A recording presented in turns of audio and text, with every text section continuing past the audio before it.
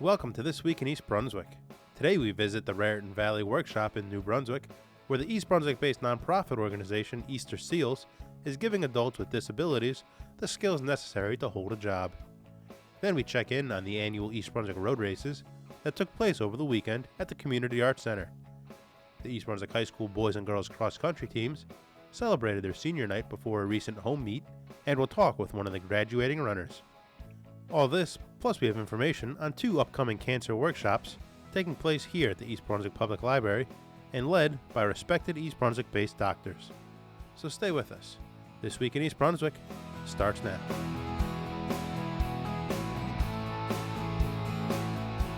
This is Barbara Reese reporting for This Week in East Brunswick.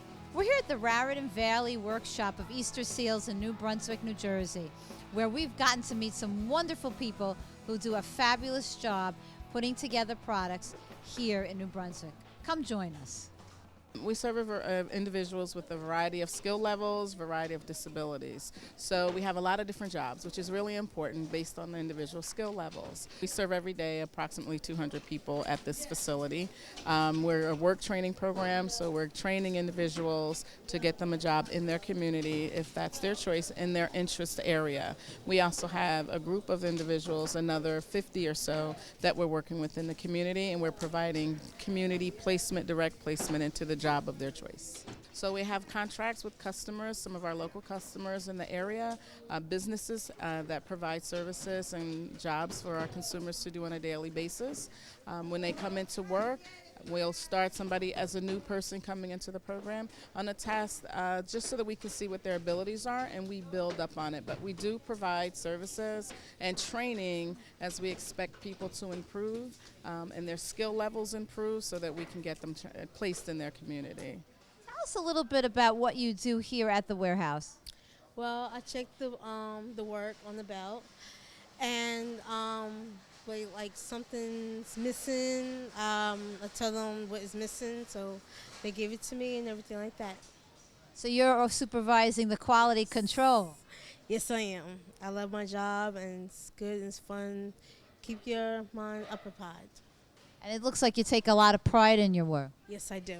It's very, very hard to keep them up and everything like that, but I have friends who help me out if I'm not stuck. What do you enjoy about your work? I just like making money, and it's very fun here. I enjoy a lot of people, come here, meet new people, and I just like working here. It's so fun. So tell us, Sammy, what do you do here at the program? Well, first thing when I come in, I work in that cafeteria right there, and I stack the chairs, and I clean the tables, and I wipe the tables down. And I have a whistle I used to call break time. And when it's break time, I blow the whistle the first time. When I blow it a second time, mean that break's over. And then I go to the other areas. And then after all the breaks are done, I wipe down the tables and get ready for lunchtime. What do you like about your job? That it pays good, and it gives me a chance to be responsible. How many years have you been doing this a long while? I've been doing this since 2001. So you must really enjoy your job. Yes, I do. And I saw that a lot of the people here working here are very conscientious and excited to come to work. Absolutely. When you have, and I've been told by lots of family members when their sons or daughters are out of work, for whatever reason, they might be sick, they want to come to work because they enjoy what they do. Not only is it a work environment, but a lot of social activity, and that's one thing that's really important as well. When we all go to work, we do our job, but we also have that social interaction, and that's another thing that our facilities are important, providing that social interaction as well as work for those that we serve. I just love this workshop so much. My supervisors, they treat me like family.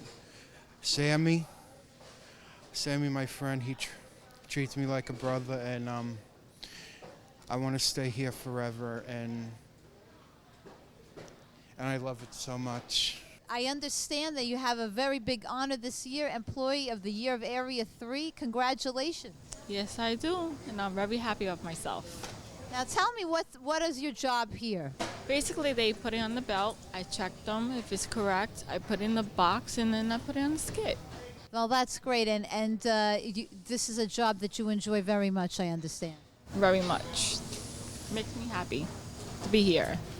What do you like about your job? Oh, it's fun. I meet a lot of people here. I've been here for about 5 or 6 years now, and it's challenging sometimes.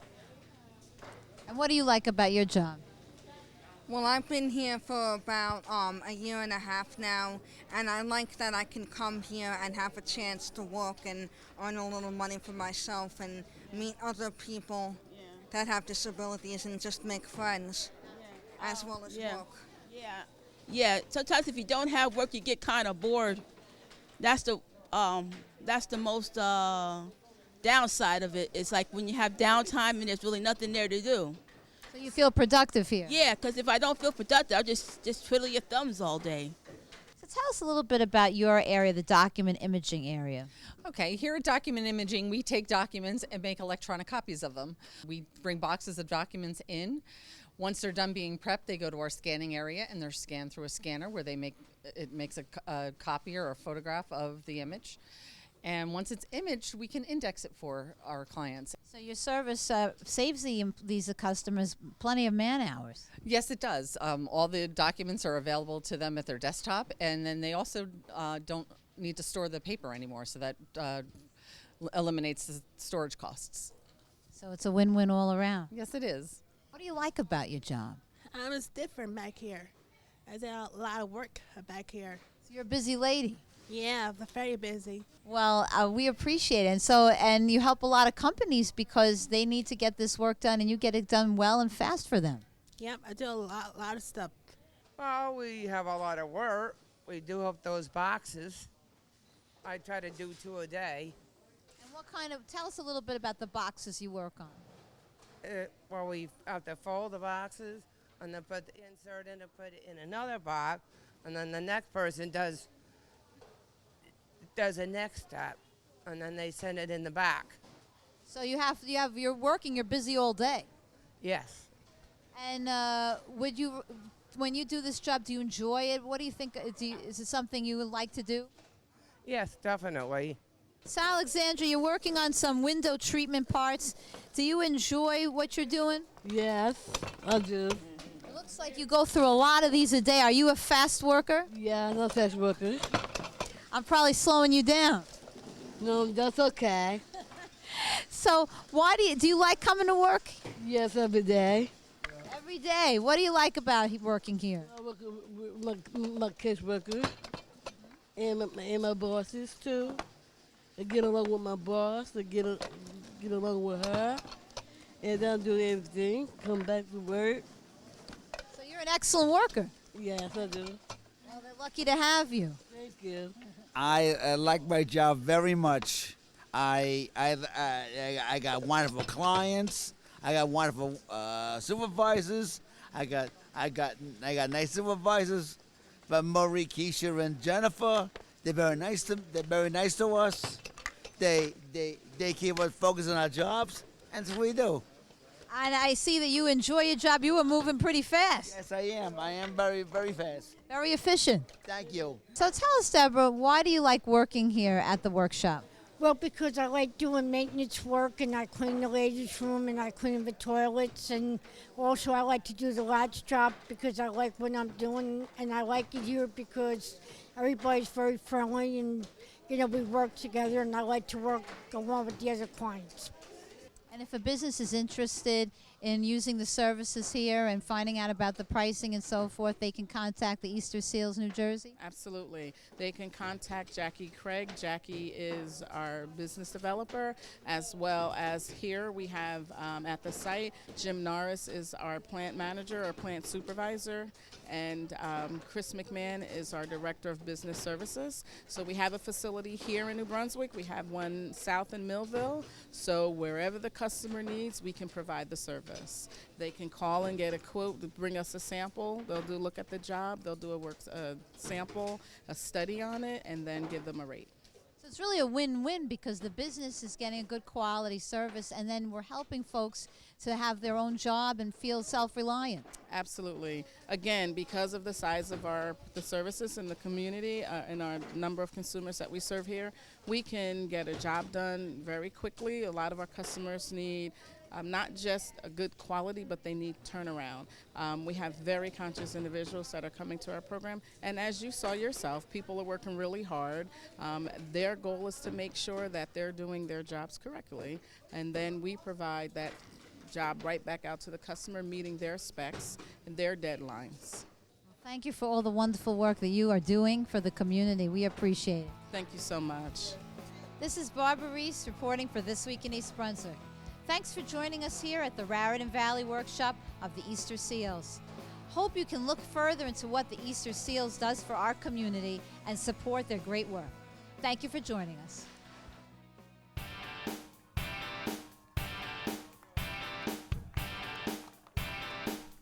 My name's Angela Heineck. I'm the East Brunswick Road Races race director. This is the 38th annual East Brunswick Road Races.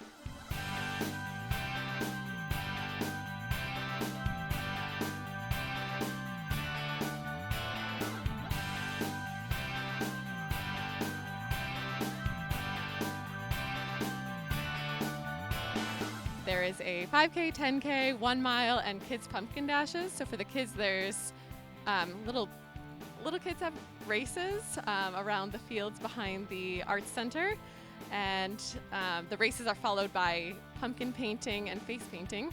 The 1 mile is mostly kids, and they run a nice race behind the Community Arts Center as well, and all finishers get a medal. The 5K and 10K are pretty competitive races. We have a few hundred runners this year. They're starting at the Community Arts Center, and they run around Heavenly Farms Park.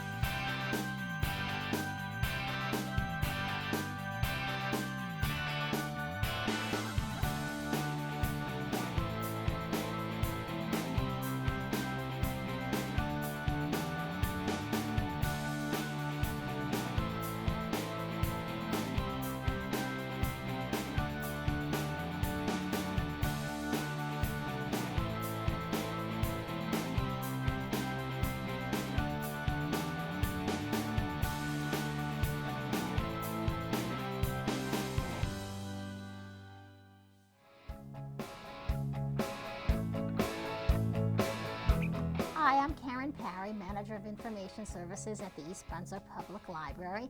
I'm also the manager of the library's Just for the Health of It initiative. I'm joined today by Dr. James Salwitz of the Regional Cancer Care Associates. He's a partner with the Regional Cancer Care Associates. Dr. Salwitz is also the president of the medical staff at Robert Wood Johnson University Hospital and a clinical professor at Robert Wood Johnson Medical School. I'd like to welcome Dr. Salwitz, and we're excited about two programs that the Regional Cancer Care Associates are partnering with the library on providing to our community. One is on Tuesday, October 27th, called Your Immune System, and and cancer treatment. And the second one is on Thursday, November 19th, called Cancer Treatment and Side Effects. So welcome, Dr. Salwitz. Let me ask you a question. Can you tell me a little bit about what is cancer immunotherapy and a little bit about your program on Tuesday, October 27th? Thanks for having me here this morning, Karen. I really appreciate the opportunity. So, for many years, we have known that the immune system has the ability to treat, attack, or cure cancer, but we have not been successful in building immune therapies that really get rid of cancer disease. And what you're seeing now in the last few years is finally an understanding of why the immune system has not cured cancer by itself and the ways to make that happen. And it turns out that there are two major problems. One is that the immune system, most of the time, even if the immune system is working perfectly normally, doesn't see the cancer. You know, if you have a cancer that starts in your breast or in your colon, it starts from normal tissue, and the immune system is not supposed to attack normal tissue. Therefore, even when a cancer starts, a lot of the time the immune system just doesn't see the disease. It's we call a failure of immune surveillance. So the cancer grows, the immune system just doesn't know that it's a cancer at all. And that's one problem. And then the second problem is, remarkably, we've come to learn that cancers can actually block an otherwise normal immune system. Someone can be in good health and strong and taking all the nutrients, everything they want, and the immune system is vivacious and strong, but the cancer creates chemicals that block the immune system from attacking the cancer. And this was actually something that no one really expected to find, because it almost implies the cancer is somehow smart, but what happens is just that's the cancer cells that survive that can block the disease. And the last few years, we've started to see the first therapies to deal with these problems. We've learned more and more how to tell an immune system that a cancer is there. And you do that by creating antibodies to attack the cancer, and an antibody says the immune system attack this. You do this by doing various links between the immune system and the cancer, and basically you're just making the cancer aware of what's happening. And then the other thing is that you're learning that the cancers do make these chemicals that block the immune system, and we're learning how to block those blockers, and reactivate the immune system so that it can attack the disease. Because we know that your immune system can reject an entire liver if you have a liver transplant. It certainly should be able to get rid of a cancer disease. So this is a remarkable new opportunity and a revolution, in how we are treating cancer today, and a revolution in how we'll be treating cancer in years to come. We're seeing diseases respond to therapy for which we had literally no really good treatment 3 years, 5 years ago. Melanoma, kidney cancers, brain tumors are starting to respond to treatments when we really had nothing major to give them before. So the reason we're doing this event, on the 27th, is for one of my partners, Dr. Fang, who's a particular expert in this area, to start to break down, to explain to how this breakthroughs that we found in the immune system, and then how these various medicines, are making it possible to start to really treat disease, treat cancer, by empowering and connecting with the immune system. That is fascinating, Dr. Salwitz. I think our community will find that very, very helpful. You have another exciting program by the Regional Cancer Care Associates on Thursday, November 19th on cancer treatment and side effects that you yourself will be teaching. Can you tell us a little bit about what you'll be talking about? So this is a program we've actually done multiple times over the years, which is focusing basically on what we would call side effects, but basically is quality of life while you're receiving cancer care. Unfortunately, the cancer itself is a challenging enough disease which causes so many changes, physically and emotionally. And then we add to that treatments which are not without side effects. Even on the best day, these are challenging treatments to go through. And more, we want to focus, and we have, on improving quality of life. Everyone, of course, thinks of nausea and vomiting as the kind of thing you want to deal with, and actually we're better and better at that. But it's also energy and continuing being involved, and how to eat, and how to exercise, and how to deal with problems such as pain, and how to work with your family, how to be involved in the community. The last thing that we like to see is a cancer patient who is under treatment, going into a corner somewhere and becoming a cancer patient. We want our patients to be out and involved and living their lives, involved with their families and doing their work if they, what they want to do. And we more and more understand the ways to make that possible.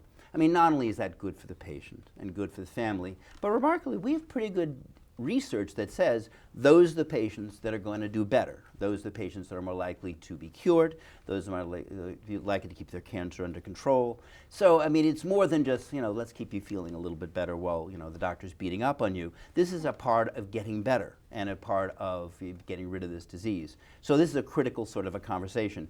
We've done this event multiple times over the last couple of years. It's really successful. Truthfully, what usually happens is that, whoever's giving it, I know when I give it, I get about a sentence and a half into the conversation and someone says, but, that's not happening to me, and it ends up being a very much an interactive conversation, which generally goes on, far longer than the scheduled date, which is wonderful. I mean, it's a chance for, as a physician, to learn from the patients, and as a patient to learn from the patients around them, and then we get a lot of good material out there, just how to live your lives, with this disease, and therefore how to get through it.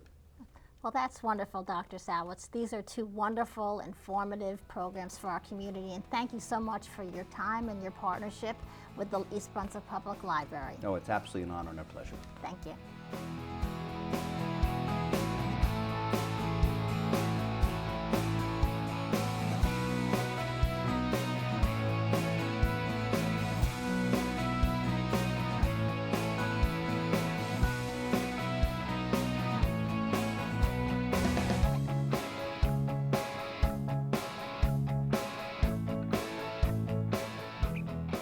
We're here at J. Doyle Field for senior recognition for boys and girls cross country. I'm here with Kyle Bobash, one of our seniors. Kyle, why don't you tell us a little bit about your 4-year career here at East Brunswick? I mean, it's sad because you make a lot of new friends here. I mean, the seniors that are with me, I've been with them since 8th grade, and it's kind of tough to leave and go to college and not see them. Ever since I was a freshman, I looked up to the seniors and their times and everything, and I saw a huge improvement. As a freshman, I ran a 23:30, and now I'm at a 16:30. So I felt like I've gotten mentally tougher and also physically tougher because there are a lot of hard workouts that we do, and it really helps you improve a lot. Yeah, you've done a lot of great jobs and a lot of hard work out here. What do you think some of your leadership skills are? Well, I mean, I feel like I connect really well with the team. Like, I'm kind of the intermediary with the team and the coaches, and I eat, sleep, and breathe cross country. I mean, I've been running for such a long time, and it's just a really good sport. Academically and athletically, it helps you with your time management, and I feel like cross country helped me become a better student as well. Good. What legacy? What do you want to teach these young kids? I mean, I just really want to teach them that, I mean, if you have a goal, you should just go after it, and if you work hard enough, you'll achieve it. Thank you, Kyle, and good luck for the rest of the season. Go Bears.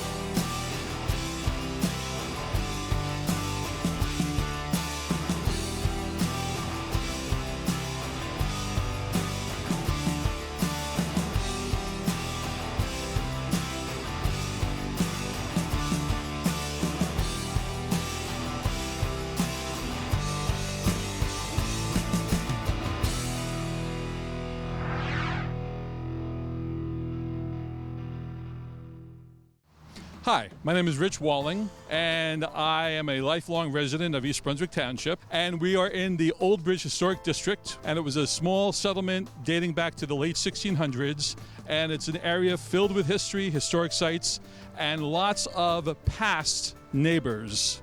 Every Saturday in the month of October, we'll be meeting at the Little Pocket Park at Costman Street here in the Old Bridge District and going on a ghostly tour of the neighborhood. Well, the ghostly tour is essentially stories that have happened to folks, including myself, with the very, very large amount of paranormal activities down here in the village. Everything from seeing apparitions to doors banging on their own, bright white lights when there was no other reason for that to happen in the home of a woman who had been murdered in the early 1900s.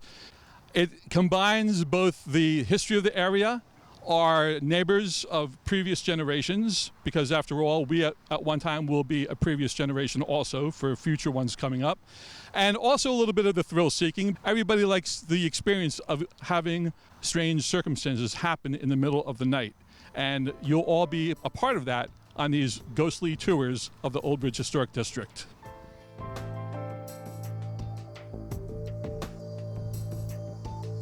The program is geared to everybody and anybody. It's wheelchair and stroller friendly. There's nothing overly graphic, nothing overly spooky about it. So it's really a family activity. It's an activity for everybody who wants to have a little bit of a paranormal experience, and B, who want to learn a little bit more about their hometown community. Tours will be on the first 4 Saturdays in October, beginning at 8:30 p.m. at the Pocket Park at the corner of Cosman Street and Main Street, and also the last Friday of October, which happens to be Mischief Night, and we won't be getting into any mischief unless the spirits want to deem otherwise. The tours will be about an hour to an hour and a half long, $8 per person, and a portion of the proceeds will be going towards the Old Bridge Fire Department, itself established back in the early 1900s and celebrating over 100 years of community service to the residents of Old Bridge Village and East Brunswick Township. For folks who want more information, they can go to Facebook. It's East Brunswick Ghost Walk on Facebook, and the website for the group is njghostorg.com.